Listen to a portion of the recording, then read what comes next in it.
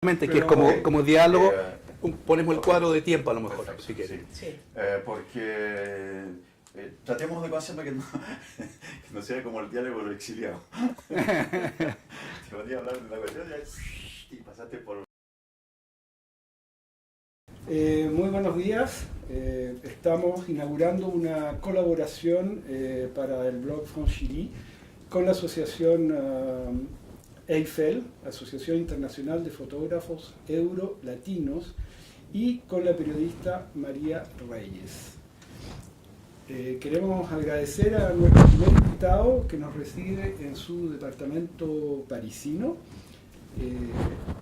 Ustedes quizás conocen a Patricio Wong Tapia, que nació... Wang, porque la voz es muy peligrosa. Es mi acento. En Wang. chileno. Sí, me había engañado. Nació el 19 de diciembre de 1952 en Santiago de Chile.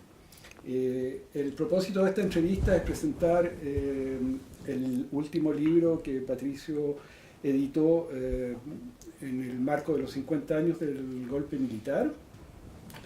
Para presentarte, podemos decir que eres músico, que participaste en grupos como Barroco Andino y evidentemente el más conocido, Quilapayún. También eres compositor, has compuesto óperas, piezas para teatro, música para películas y un sinfín de otras creaciones. También eres director musical en Holanda. Hiciste estudios en la Facultad de Ciencias y Artes Musicales, hoy Facultad de Artes de la Universidad de Chile. Te fuiste de Chile en 1976 y viajaste a Holanda, donde seguiste estudios en el Conservatorio Real de La Haya. En 1980, a comienzos de esa década, integraste el grupo Quilapayún. Y a ese propósito me pareció interesante decir que gracias a tu participación se incorporó otros ritmos en el grupo Quilapayún y tú fuiste el que integró el piano, que le dio una sonoridad diferente a todas las interpretaciones que se habían hecho con el grupo. Bueno, eso a manera de presentación, y ahora vamos a pasar a la entrevista que María Reyes le va a hacer a Patricio. Gracias, Jorge.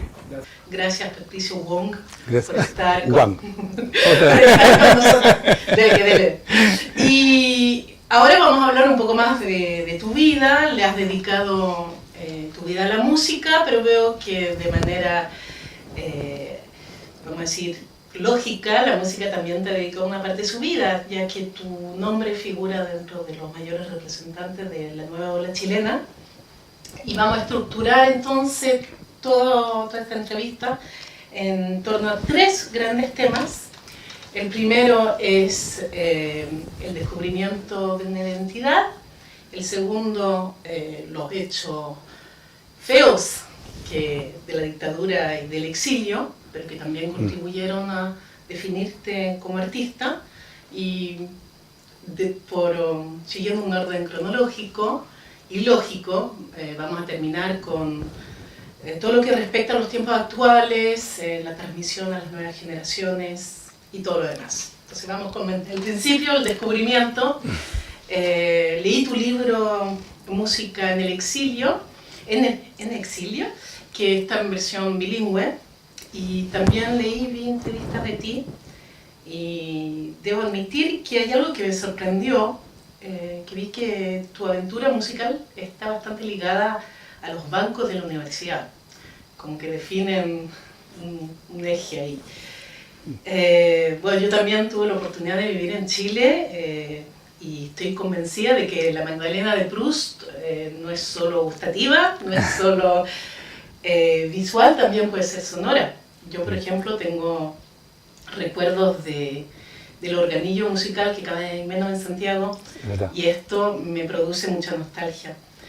Y quiero que nos hables un poco entonces de tu infancia, de los sonidos y los ruidos con los que creciste, y también de la música con que creciste. ¿Cuál es tu Magdalena de Proust?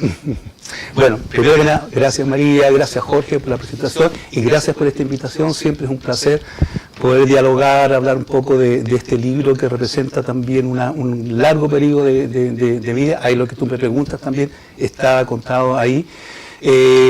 Bueno, la infancia no...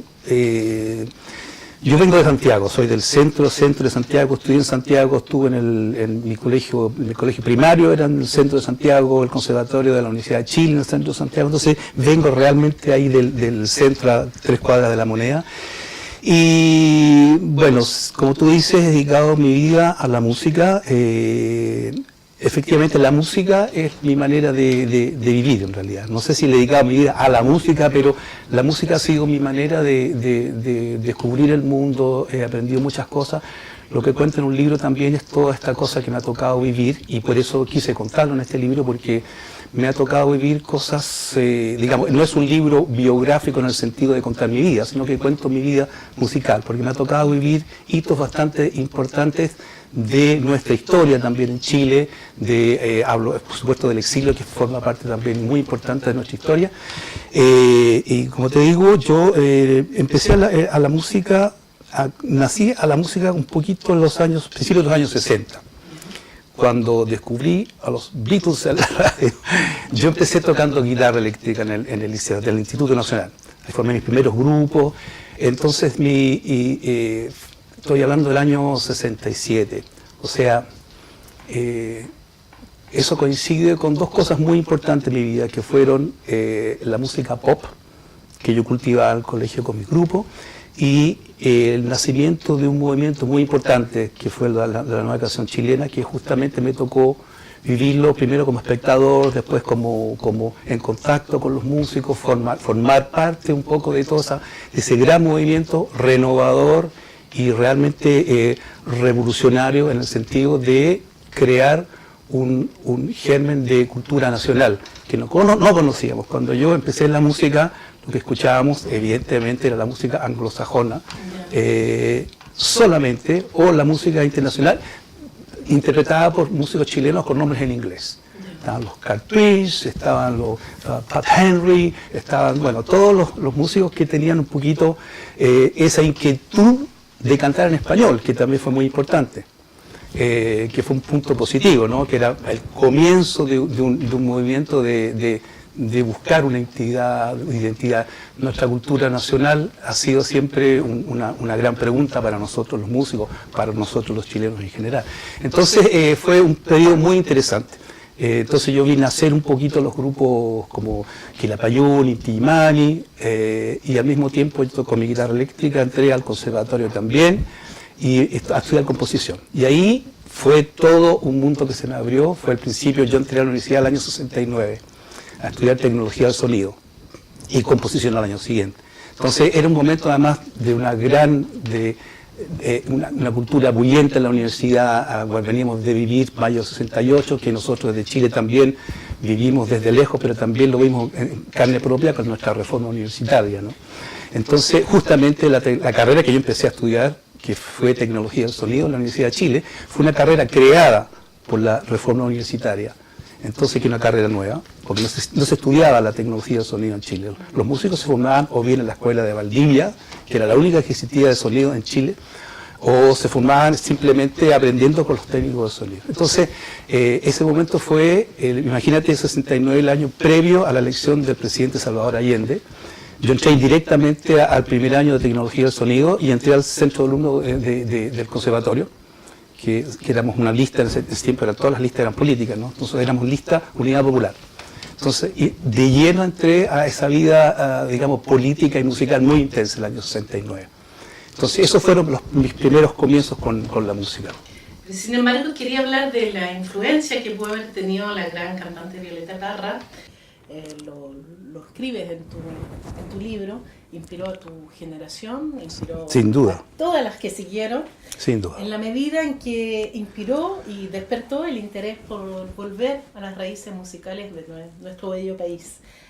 Ella dedicó la segunda mitad de su carrera a conocer, copiar, enumerar toda esta música tradicional del campo, ¿Y de qué manera su búsqueda musical, la de Violeta Parra, se hizo eco de la tuya?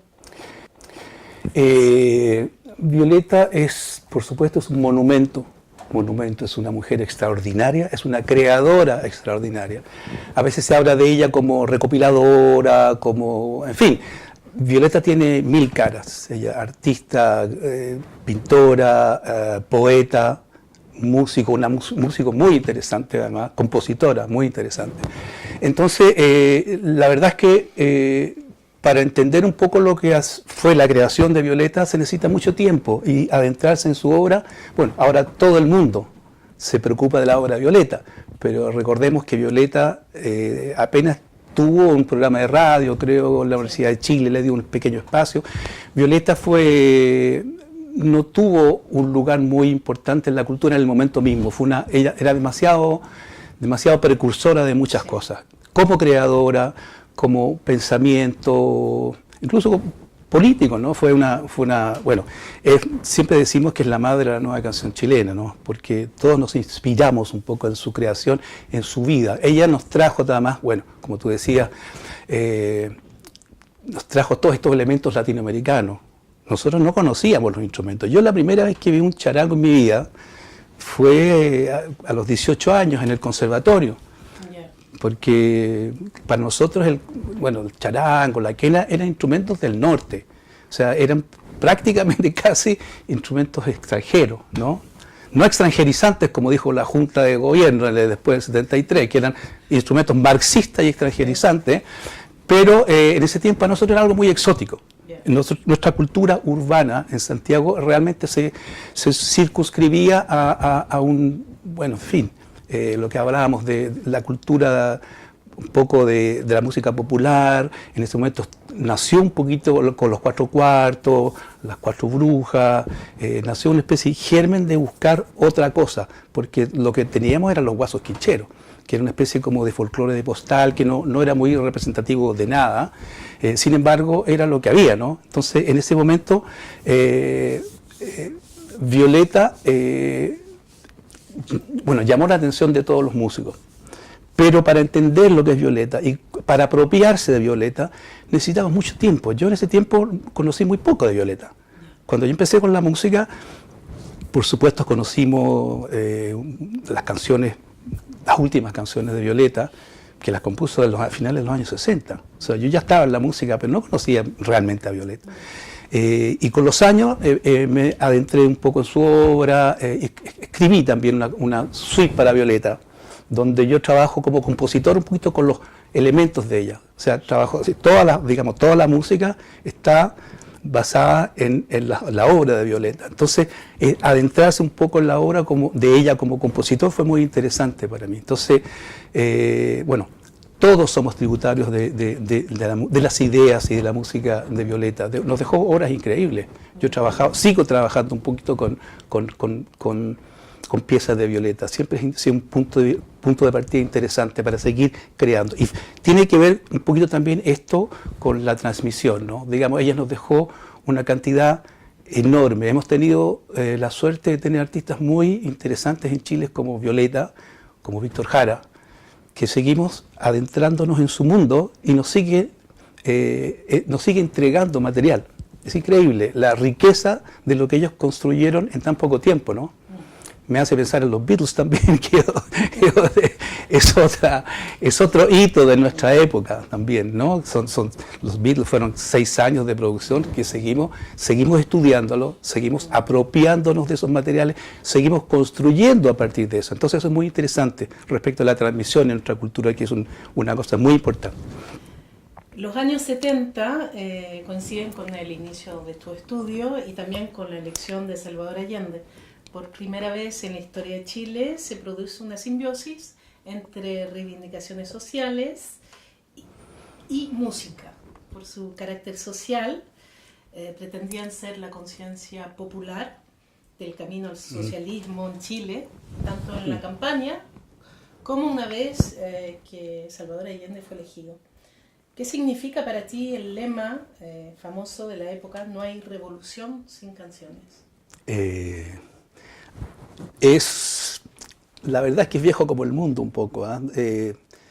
Hemos entendido con los años, y eso también es muy importante en la reflexión sobre la música, desgraciadamente hemos aprendido que no son las canciones las que van a cambiar el mundo, pero no hay revolución, como tú dices, sin una banda sonora, ¿no? Es muy sintomático también, pero también desgraciadamente, ya Platón hablaba ya de la influencia de la música en la sociedad, que ciertas escalas eran propicias para la guerra, en fin, pero ya nos hemos dado cuenta que podemos, a través de la música, estamos comunicando nuestras ideas, pero no son las canciones las que van a cambiar el mundo, es la política la que cambia el mundo. Eso es una constatación dolorosa por una parte, porque nos gustaría, sería lindo que la música, la cultura pudiera cambiar. Estamos viendo hoy día momentos muy dramáticos y nos damos cuenta, justamente esta pregunta que tú haces también tiene que ver con algo que me dijeron en Chile en un momento. Bueno, ¿y por qué no hicieron una canción ahora sobre el movimiento en el 2019 en Chile? Porque hay momentos también para hacer canciones y hay momentos para actuar políticamente. Y muchas veces la juventud se ha desprendido de esta idea por desilusión natural. También hemos vivido momentos muy dramáticos nosotros en las últimas décadas en las cuales la política parecía desaparecer del horizonte de la juventud, ¿no? Lo que es muy dramático. Entonces yo recuerdo, bueno, yo voy mucho a Chile, me encanta dialogar con los músicos chilenos, contar mi experiencia e intercambiar, escuchar la experiencia de los chicos músicos chilenos. Y recuerdo que sobre todo en los años 90, los músicos me decían, sí, pero yo no estoy ni ahí con la política. Y eso es muy triste. La música es mi política, es mi manera de hacer política. Y no, eran unas grandes discusiones que yo tenía con los chicos. Y no, yo creo que la música, o sea, la política es importante para hacer un lugar para la música. Son dos cosas, no son diferentes, están unidas, van siempre unidas. Así como las canciones y la revolución van juntas también, la música y la política van juntas, pero son dos cosas diferentes. Y hay un momento para hacer política y hay un momento para hacer música. Muy bien, me quedó clarísimo. Una de las expresiones de esta simbiosis es una presentación que evocas también en tu libro, a la que acudiste en tu universidad, la Cantata Popular Santa María de Iquique. Sí, granito. Para quienes no estén familiarizados siquiera con la palabra cantata, es, según el diccionario, composición poética extensa, escrita para que se le ponga música y se cante. Entonces, si situamos el contexto, estamos en un periodo de gran agitación social, estamos hablando del principio del siglo XX, huelgas obreras masivas que se sucedieron, habían numerosas, fueron duramente reprimidas, las de Valparaíso, la huelga contra el aumento del impuesto sobre la carne, bueno, cosas que también no conocimos y conocimos a la vez. Bueno, la que nos interesa, la de 1907, que ocurrió en Iquique, fue asumida por el músico y filósofo Luis Adviz, que compuso esta cantata, y esta composición fue el primer experimento de fusión entre la música clásica y la música folclórica. Voy a leer un extracto de esta composición que muestra lo optimista que es el obrero sobre el futuro de su clase social en la época. Vamos, mujer, partamos a la ciudad. Todo será distinto, no hay que dudar. No hay que dudar, confía. Ya vas a ver, porque en Iquique todos van a entender. Toma, mujer, mi manta, te abrigará. Ponte al niñito en brazos, no llorará. Largo camino tienes que recorrer, atravesando cerros, vamos, mujer. Vamos, mujer, confía que hay que llegar. Bueno, precioso texto de Elizabeth. Y quería saber por qué fue tan importante para ti esta cantata. La cantata Santa María de Iquique es un hito en nuestra historia musical, en general nuestra historia en Chile. Fue un momento, estamos hablando del mismo pedido, ¿no? Estamos hablando de 1970. ¿Qué grandes cambios vivimos en el año 70? En mi pequeña, lo cuento también en el libro, mi pequeña historia personal fue mi primer año de estudio de composición. Y ese mismo año se presentó en nuestra sala, Sala La Reforma se llamaba en la época, hoy se llama Isidora Seger. Se presentó fue el estreno de la cantata Santa María. Y fue una...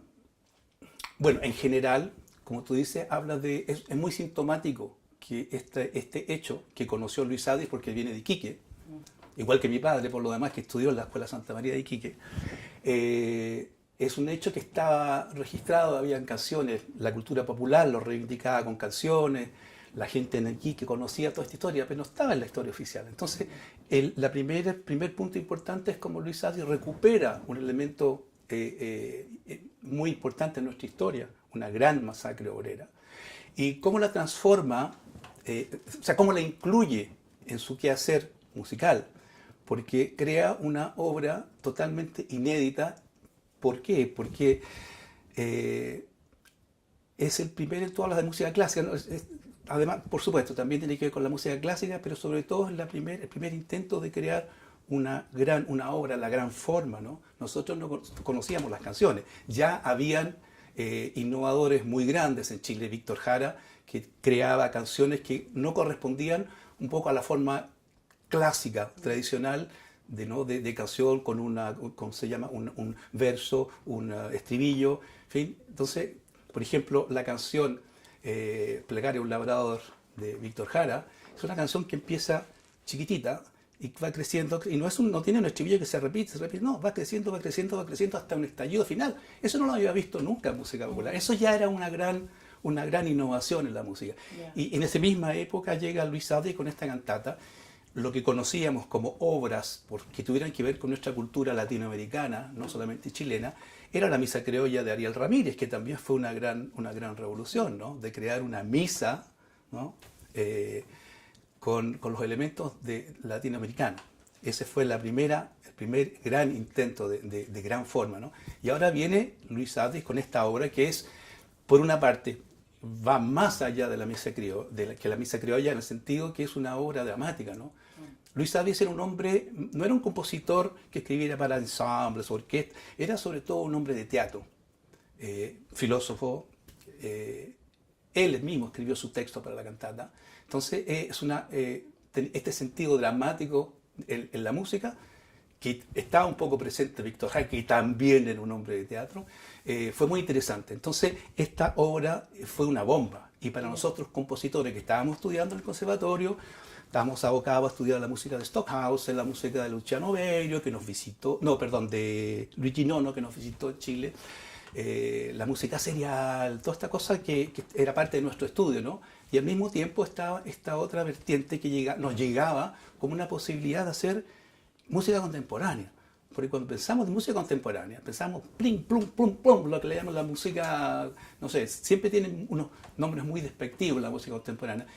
No sin razón, porque la música de entreguerras, cuando llegó la música serial, claro, es música que no es agradable al oído, por decirlo de alguna manera, ¿no? Entonces, este sinónimo de música contemporánea como algo terriblemente para músicos, que es además muy fea, muy dura.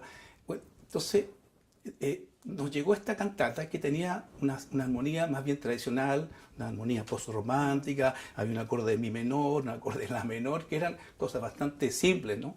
Pero en un contexto totalmente novedoso. Yo era muy admirador de Prokofiev en la época, justamente el compositor soviético en la época, porque justamente él también utilizaba la tonalidad, ¿no? Que era un sistema ya, se suponía, de pasado, hace mucho tiempo, pues llegaron toda la música del siglo XX, que ya iba más allá de la tonalidad, y llegaba Prokofiev, que utilizaba también en un contexto contemporáneo estas armonías a veces tradicionales, hacía una cosa muy novedosa. Para mí me atraía enormemente, era mi compositor favorito en la época. Con Luis Adis pasa algo también parecido. La cantata Santa María es una obra de música contemporánea, sin ninguna duda. Pero claro, no tiene las características que se le atribuyen generalmente a la música contemporánea. Entonces, eso para nosotros, estudiantes del conservatorio, fue muy interesante. Entonces, para mí fue una gran revelación y también fue parte también del movimiento que justamente creó la nueva canción chilena, que es ¿cómo se dice? La colaboración entre los compositores, que eran Gustavo Becerra, grandes nombres de la música, no sé cómo llamarla, académica, culta, lo que tú quieras, los profesores de composición del conservatorio, Sergio Ortega, Cirilo Vila, Celso Garrido Oleca, que eran nuestros grandes compositores.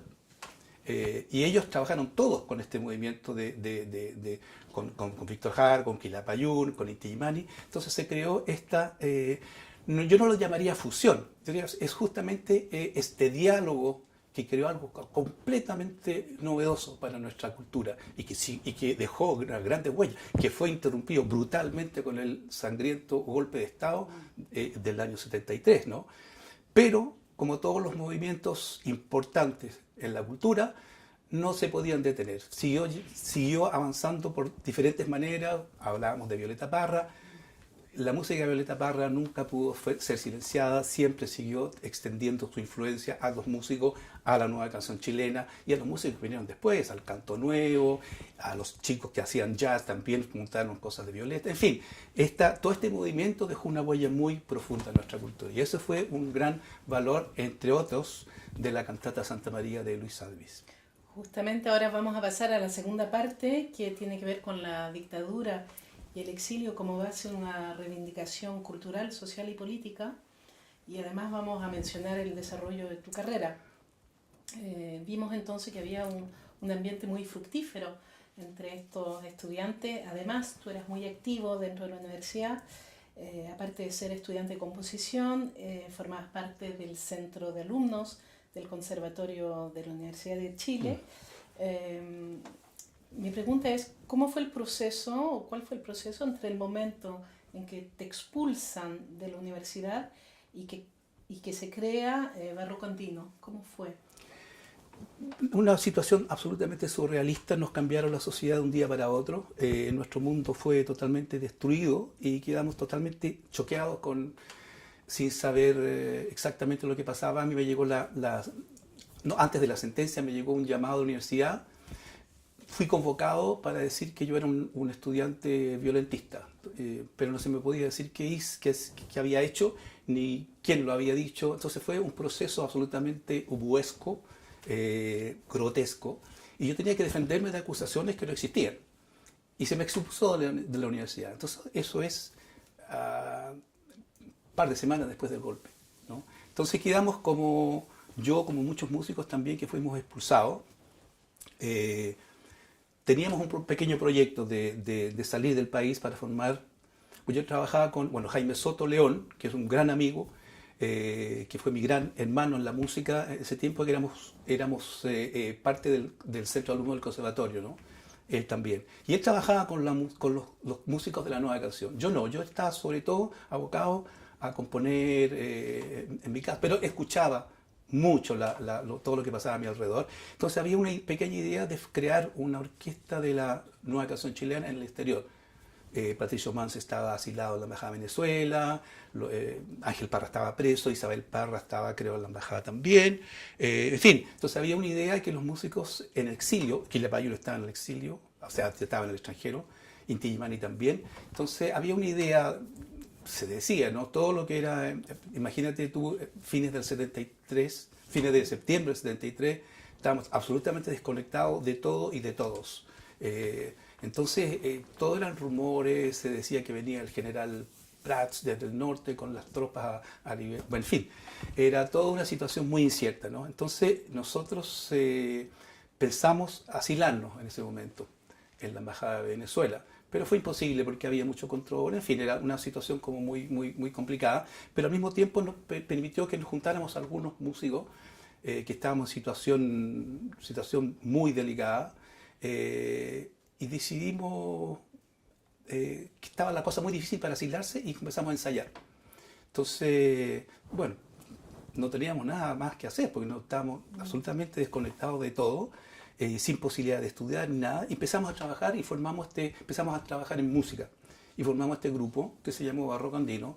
Y al principio del 74 actuamos por primera vez y fue también una revelación para la gente que nos escuchó y que decía, bueno, estos instrumentos no se van a escuchar nunca más en Chile, puesto que, entre otras cosas, se sabía que la Junta había convocado a los músicos aconsejando que no usaran estos instrumentos estos instrumentos extranjeros. Prohibido. No fueron nunca explícitamente prohibidos, pero tú sabes que en una dictadura un consejo puede ser más amenazante que un fusil en tu cabeza, ¿no? Entonces bastaba con eso. Nunca se supo realmente, se decía que hubo un bando de la Junta que prohibía los instrumentos. Yo no sé, a mí no me consta, pero lo que sí estaba claro, que si te pillaba con un charango en la calle, más seguro que, lo seguro que eras de dónde venía, que, bueno, en fin, no había mucho secreto en eso. Entonces la gente no se imaginaba que estos instrumentos sí iban a poder usarse de nuevo. Entonces apareció Barroco Andino tocando música barroca. Entonces fue muy impresionante y fue un gran impacto para mucha gente. Entonces nos dimos cuenta que teníamos algo en nuestras manos que era muy creativo y muy interesante, ¿no? También musicalmente, porque el trabajar con estos instrumentos, que en general eran instrumentos que, si bien en la nueva canción chilena se desarrollaron, porque por ejemplo el charango siempre fue un instrumento que era de acompañante, ¿no? Solamente se usaba como rasgueo, y apareció Ernesto Cabur en Bolivia con los temas que interpretaba Inti Illimani, que eran solistas para charango. Se empezó a utilizar estos instrumentos en forma técnica en una forma mucho más interesante. Entonces nosotros llevamos más adelante eso, hacíamos música bastante complicada para hacer con instrumentos tan rudimentarios como la quena, por ejemplo. Entonces fue un aporte como en ese momento muy interesante por el momento histórico que estamos viviendo, y musicalmente fue también un aporte interesante. Así la prensa nos nombró el grupo del año 74, lo que era muy espectacular, ¿no? Muy raro y muy surrealista, puesto que éramos todos extremistas, violentistas, no sé qué cosa, expulsados, enemigos de todo, y al mismo tiempo tocábamos, que dábamos conciertos, y la gente de nuestros conciertos nos pedían autógrafos, aparecíamos en el Musiquero, que es una revista de la época, ¿no? Nuestras fotos, sacamos nuestros discos, en fin. Entonces era una situación muy extraña. Pero ese periodo, bueno, fue muy fuerte, y como te digo, también para mí marcó un poco. Yo no había trabajado nunca con los instrumentos tradicionales, ¿no? Entonces fue para mí también un contacto y no lo dejé nunca más, porque empecé a trabajar con esos materiales. Ya tenía lo que te contaba, la influencia de la cantata Santa María en la creación en general, pero ahora ya en la práctica, componer para estos instrumentos, empezar a buscar nuevos materiales, nuevas formas. Bueno, más tarde me iría al exilio, ¿no? Y seguiría trabajando también, y hasta el día de hoy he seguido trabajando y componiendo también con estos elementos latinoamericanos. Justamente vamos a hablar de este exilio. Te marchaste a Holanda para estudiar música en el año 76. Y como muchos exiliados, tu historia está marcada por el desarraigo de tu país, la necesidad de establecerte en otra cultura. Y durante tu exilio seguiste una floreciente carrera musical, al igual que Quilapayún, que se quedó en Francia. Otros grupos exiliados nacieron en el extranjero. En tu caso, formaste el grupo Amancay en Holanda con 4 estudiantes chilenos y una holandesa. El nombre del grupo, que en quechua significa azucena, revela la voluntad de respetar las raíces folclóricas. La elección de incluir a una cantante holandesa en el grupo muestra también este deseo de fusionar diferentes perspectivas. Y quería saber cómo definirías este grupo Amancay y en qué sentido es una continuación de Barroco Andino o el comienzo de otra búsqueda. Sí, bueno, como todo uno se encuentra en un cierto momento, en el buen momento y en el, no sé, en el buen lugar y el buen momento. El grupo Amancay nació porque nos encontramos estudiantes del Conservatorio de La Haya en un momento muy importante de nuestras vidas, y pensamos que nuestro aporte podía ser interesante para el movimiento de solidaridad con Chile. Ese fue un poco el punto de partida, ¿no? Claro, tú decías, son 4 estudiantes chilenos que ya nos conocíamos de Chile. Incluso estaba mi amigo de Ricardo Mendeville, que era mi amigo del Instituto Nacional, no de la escuela secundaria. A Daniel Smith lo conocía también del Instituto Nacional. Renato Freiga, que venía con mi grupo del Barroco Andino, en fin. Entonces, pero al mismo tiempo yo trabajaba, Amancay fue una de las vertientes. Yo, bueno, lo cuento un poco en el libro también. Yo escribí un poco el libro también para explicar ciertas cosas, porque cuando me preguntan, bueno, ¿qué música haces tú? La verdad es que yo tenía una actividad musical muy diversificada. Era muy activo en la música contemporánea, tocando con todas las orquestas, los ensambles de Holanda. Formé parte de un grupo también muy importante, legendario de música contemporánea, ya junto con Renato Freikan, por lo demás. Entonces, por una parte estaba el trabajo con Amancay, que fue casi contemporáneo al trabajo con Quilapayún, pero también tenía mis presentaciones, escribiendo una ópera para un ensamble vocal en Amsterdam. Entonces, para mí siempre ha sido un poco difícil explicar y mi actividad musical y mi creación también. Me dice, la música que tú haces, ¿qué es? No sé, yo siempre he estado trabajando con muchos elementos muy diversos y no lo sé, lo que busco yo es una manera de comunicar un deseo, ¿cómo decirlo? Buscar mi lenguaje ha sido siempre una búsqueda permanente. No es que tampoco no es un plan, ¿no? O sea, todas estas cosas no son, así como Barroco Andino no nació para desafiar a la dictadura. En fin, hay toda una energía que se produce a partir de lo que se está viviendo en ese momento, pero hay una dirección, o sea, hay una intención que va más allá del plan propiamente tal. O sea, el alcance de Barroco Andino no lo conocíamos cuando lo formamos, pero sí sabíamos que queríamos usar esos instrumentos, que queríamos trabajar con los músicos que estábamos trabajando, que queríamos decir algo muy concreto, que queríamos aportar también a ese momento que estamos viviendo en Chile, así como con Amancay. Crecimos de ahí pensando en apoyar a la solidaridad con Chile, pero queríamos hacerlo no cantando simplemente El Pueblo Unido, sino queríamos aportar, yo era compositor, entonces yo trabajaba todo el tiempo creando cosas y yo aportaba lo que yo hacía para música, para teatro, para todo, lo metía en el grupo. Cine, danza, de todo, entonces yo lo metía en el trabajo del grupo también, que también fue una cosa muy importante, que por eso seguimos trabajando toda la vida juntos, por lo demás, aunque no existiera el grupo después, porque el grupo, en principio, oficialmente, lo terminamos en el 81, cuando yo ya estaba trabajando con Quilapayún, qué sé yo, con Oquetus, pero siempre seguimos trabajando, con los músicos de la Amancay hemos seguido trabajando hasta ahora. Muy bien, quizá el último punto de tu carrera que me gustaría evocar ante la tercera parte, señalar que, claro, el hilo conductor también es el de la búsqueda y de la investigación, y se ha hablado mucho en tu obra de la fusión entre música folclórica, música europea, pero me parece también oportuno mencionar la búsqueda de fusión entre textos magistrales de nuestros dos premios Nobel, Mistral y Neruda, y la composición musical de Canciones Salvajes en 2004, el ciclo mistraliano en 2015.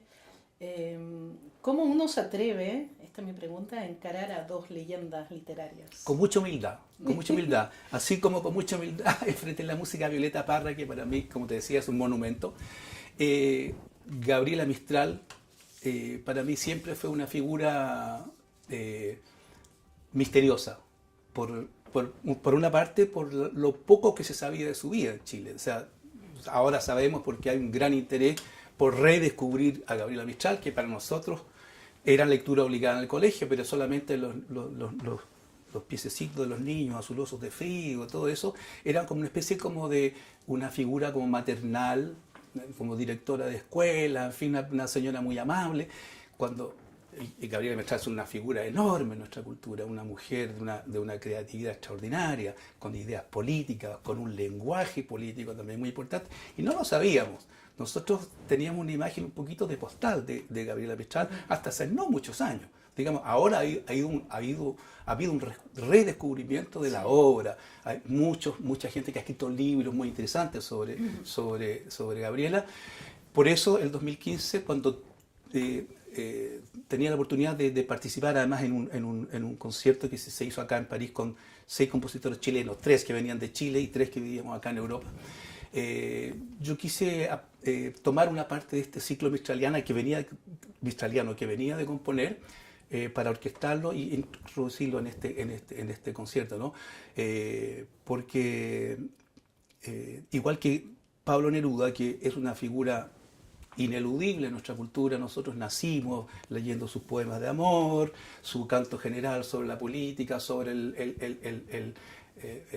la oda a Latinoamérica, a nuestro continente, en fin. pero al mismo tiempo son figuras que son tan omnipresentes que a veces nos olvidamos un poco de verla en su complejidad.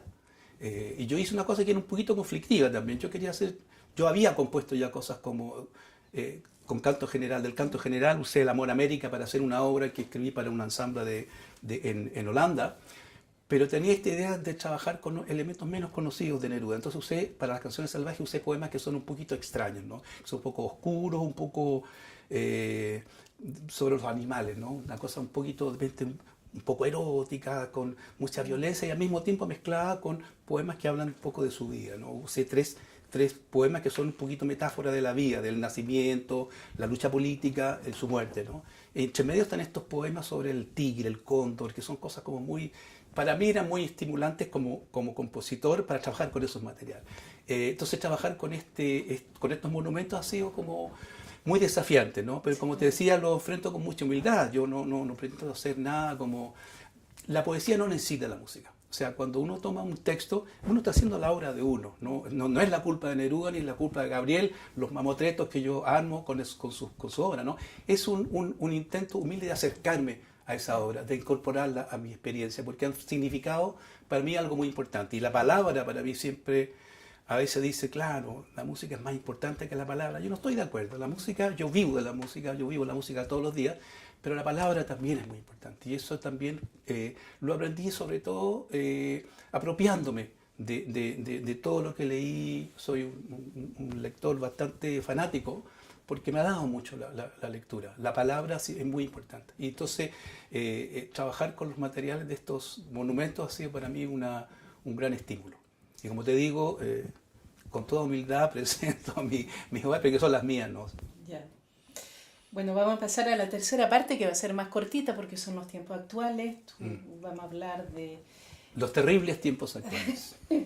Pero también positivos, la necesidad de transmitir a las generaciones más jóvenes. Tu exilio duró 12 años.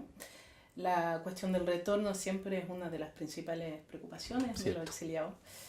Y me parece que en tu caso has permanecido vinculado de forma bastante fuerte a Holanda, pero también sigues teniendo lazos muy estrechos con Chile. Sí, seguro. Y quería hablar de tu participación justamente en estos conciertos conmemorativos de los 50 años del golpe de Estado. ¿Qué significaron para ti estos 50 años y por qué formaste parte?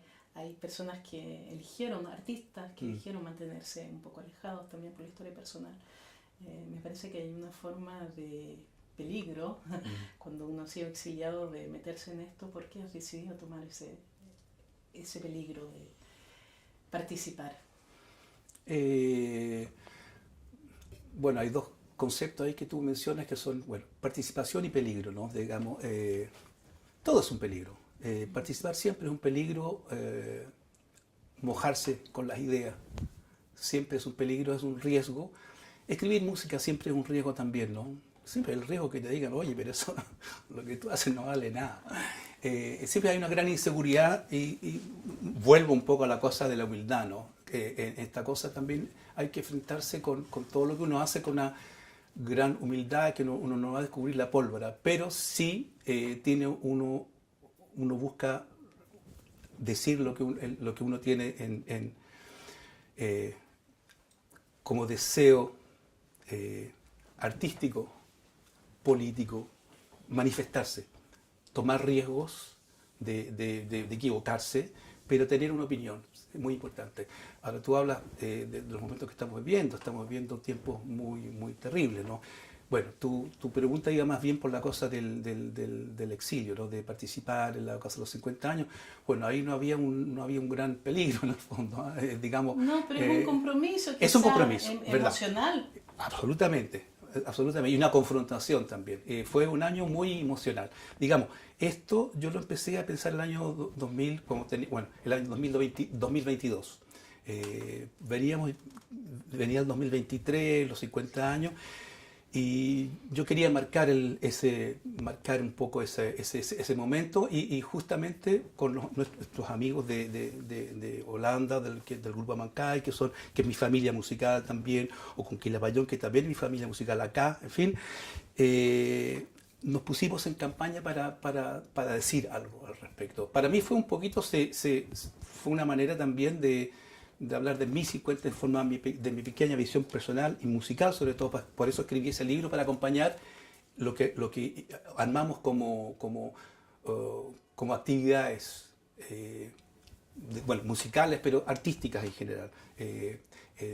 Yo lancé la idea de hacer un pequeño festival en Ámsterdam, alrededor, para recordar un poquito, hacer una reflexión sobre los 50 años, invitando a mucha gente que fue muy importante para nosotros el principio del exilio, porque en Holanda hubo un gran movimiento de solidaridad con Chile. Fue uno de los países que realmente fue muy solidario. Teníamos un gobierno muy progresista y que fue muy solidario con los exiliados chilenos, ¿no?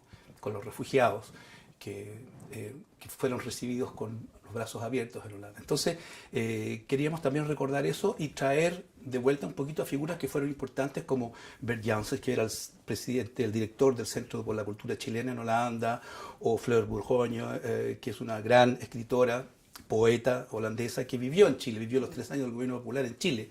En fin, no para que hiciéramos un recuerdo de la época, sino que para hacer una reflexión sobre lo que estamos viendo ahora. Claro. Y en qué medida eso fue formador para nosotros. Todo ese movimiento de solidaridad fue muy formador, en el sentido de la solidaridad, que es una gran palabra que hoy día ha caído un poquito, ha sido muy desprestigiada desgraciadamente por toda la situación política que hemos estado viviendo, en la cual la solidaridad, que era un elemento esencial de nuestro quehacer y de nuestra actividad política en esos años, se ha desprestigiado, y es un momento también de reivindicar todos esos valores que son muy importantes, que siguen siendo muy importantes.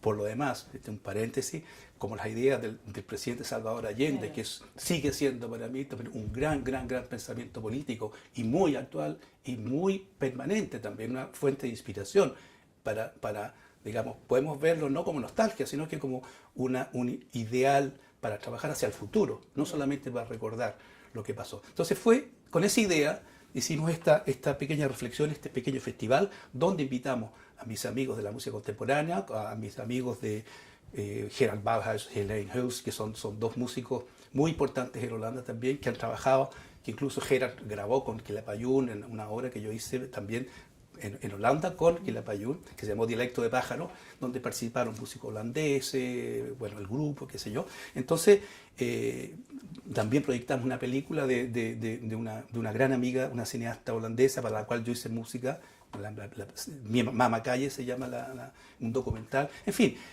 juntamos pintores, fotógrafos, hicimos un festival de 2 días en Ámsterdam y un concierto de Amancay también. Y luego hicimos una gran gira por Chile, que todos armamos, nadie nos pidió nada. Entonces, ese es el problema también, es que en la actividad artística, hay que darse los medios, ¿no? Y cuando nadie te pide nada, es difícil armar una gira a Chile, fue muy complejo. Pero trabajando todos juntos conseguimos armar todo. Recibimos invitación de nuestros amigos de Osorno, del seminario. Con la experiencia también, ¿no? Y claro, con la vida que hemos hecho también, sí. Porque yo cuando voy a Chile voy a ver a mis amigos de Osorno, del Seminario Internacional de Música Latinoamericana de Osorno, para el cual yo he presentado mis obras allá, ellos han venido para acá, en fin. Aliro Núñez y Jimena son grandes amigos que hacen una labor impresionante, o mis amigos de Valparaíso, Félix Cárdenas con el Festival de Erwin Bach, en fin. Entonces trasladamos todo este equipo para allá, fuimos 10 personas que viajamos a Chile, e hicimos conciertos. Se hizo un concierto en la Universidad Alberto Hurtado, también con música mía, donde hubo un conversatorio con Daniela Fuggelli, que es la directora del Departamento de Música. Se presentaron las canciones salvajes en Puerto Varas. Hizo unas residencias en Puerto Montt con los estudiantes. Amancay hicimos conciertos en Santiago, hicimos conciertos en Osorno. En fin, fue una actividad muy intensa. Entonces, fue una manera muy válida para nosotros y muy emocionante y muy confrontadora también, porque enfrentarse a 50 años de historia, revisarla, reestudiarla, hacer una nueva reflexión y pensar qué podemos hacer con eso para el futuro, cómo podemos con estos materiales seguir construyendo lo que siempre quisimos construir. Ya, justamente vamos a hablar del futuro. El último punto que quiero mencionar es el de la transmisión. Tienes un deseo de transmitir a los más jóvenes, que encuentro en algunos cantantes folclóricos, pero que también de forma paradójica encuentro en muchos exiliados. ¿Cómo coincide esta necesidad de transmitir con tu historia del exilio?